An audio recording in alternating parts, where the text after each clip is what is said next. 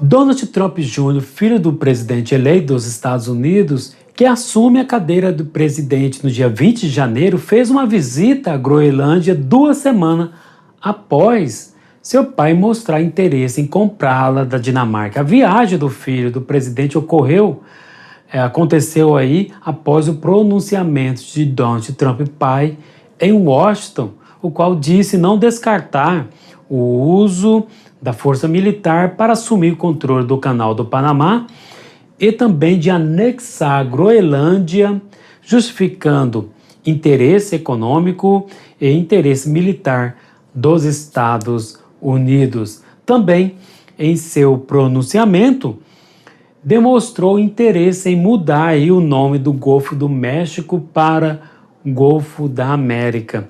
Se der tempo, irei explicar isso a vocês. E em sua coletiva, no final do dia, na segunda-feira, Donald Trump pai publicou na sua rede social um falso mapa dos Estados Unidos, com o país Canadá anexado, se tornando o 51º estado americano.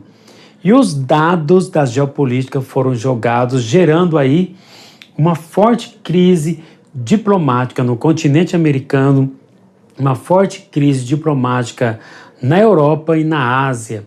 E todo mundo quer jogar junto com Donald Trump nessa. E para a surpresa de muitos, a Rússia veio e se pronunciou dizendo: nós também temos interesses no Ártico. O Ártico é a Groenlândia. Também eu disse no vídeo anterior que a China tem interesse na Groenlândia. Eu vou deixar aí no card para vocês analisar. Gostou? Já curtiu aí? Deu seu joinha, seu like? Eu sou o professor José Felipe e trago informações sobre essas e outras notícias, e você não paga para se inscrever em nosso canal. A viagem do filho do primogênito, de Trump ocorreu após os discursos de seu pai, presidente eleito, no dia 7, às 14h31, horário local de Washington.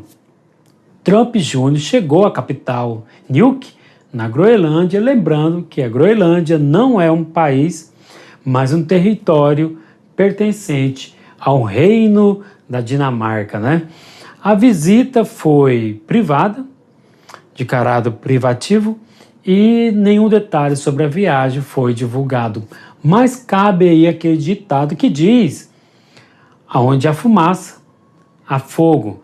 Se você nos acompanha aí, se você tem nos acompanhado, você sabe, juntamente com a gente, que os interesses sobre a Groenlândia vão muito além de meras estratégias militares. Até porque, com ou sem a Groenlândia, os Estados Unidos conseguiriam se defender de ameaças globais. Lembrando que Donald Trump, já anos atrás, em 2019, já dizia querer comprar a Groenlândia para os Estados Unidos. E Trump, que não acredita em aquecimento global, sabe que a Groenlândia está derretendo a uma velocidade recorde. Em algumas localidades, a camada de gelo sofreu um afinamento de 60 metros de redução, saltando de 40% a 90% de derretimento. E os políticos, economistas e militares, sim, estão de olhos abertos, voltados para a Groenlândia. Com o derretimento do gelo, o solo fica exposto e surgem aí novas rotas de transportes, a possibilidade de extração de petróleo, de gás. Somando a isso, a Groenlândia tem também uma das maiores reservas de terras raras, como de neódimio, do praseódimio, disprósio e o térbio, cada vez mais utilizados pelas indústrias de tecnologia de ponta, para fabricação de celulares, computadores, carros elétricos, dentre outras aplicações. Sem ainda falar dos minerais como lítio, níquel, cobalto e o grafite. E também podemos citar a possibilidade da Groenlândia receber bases militares de defesa e ataques, tanto dos Estados Unidos, países da Europa, e também da Rússia.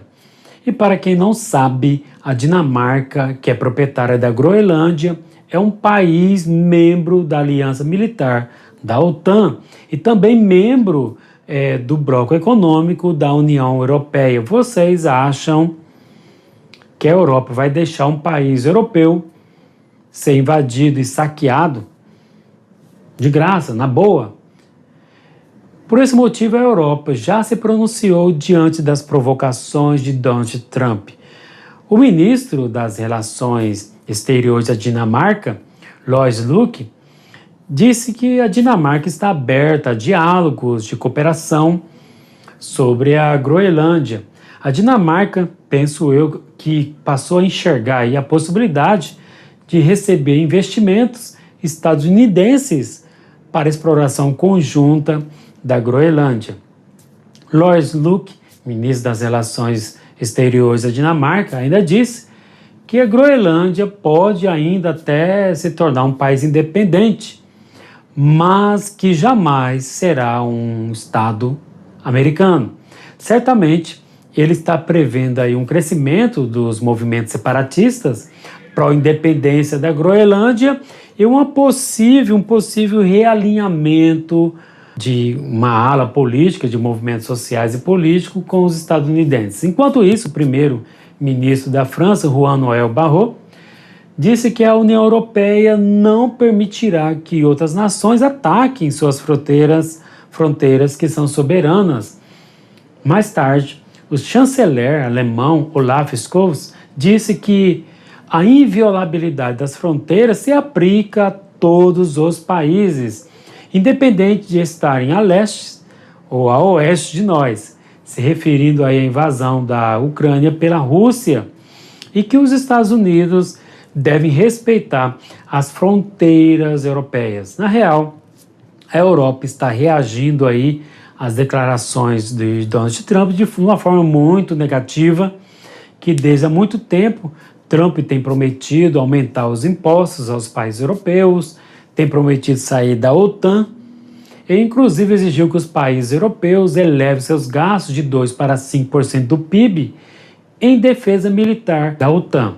Eu prometi falar para vocês da proposta de Donald Trump. Ele deixou aí a ideia de mudar o nome do Golfo do México para o Golfo da América, tentando aqui agora, entender o que se passa na cabeça de Donald Trump.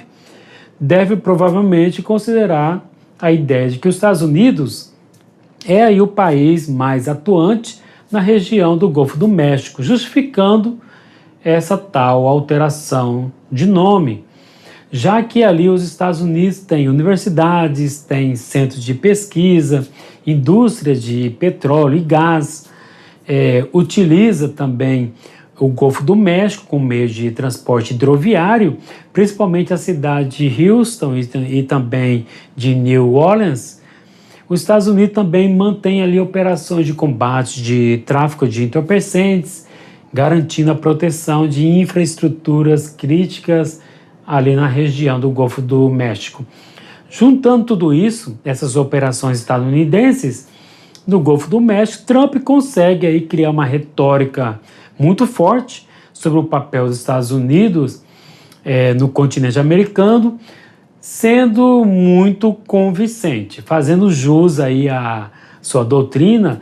Trump, ele defende aí uma America First, Estados Unidos forte, mas aí eu pergunto a vocês, até que ponto mudar o nome de um local aquático é realmente importante? Eu aqui não vejo importância nenhuma, mas vejo sim a tentativa de mascarar os reais problemas que os Estados Unidos têm hoje na atualidade ao criar um inimigo externo e desviando a atenção da população dos reais problemas do país, que é aí inflação alta, a população inconformada com os altos custos de vida, o déficit orçamentário, gastando mais que arrecada, empregos precários com baixos salários, dificuldade de pagar os credores domésticos e também credores estrangeiros, com uma dívida aí que ultrapassa os 34 trilhões de dólares.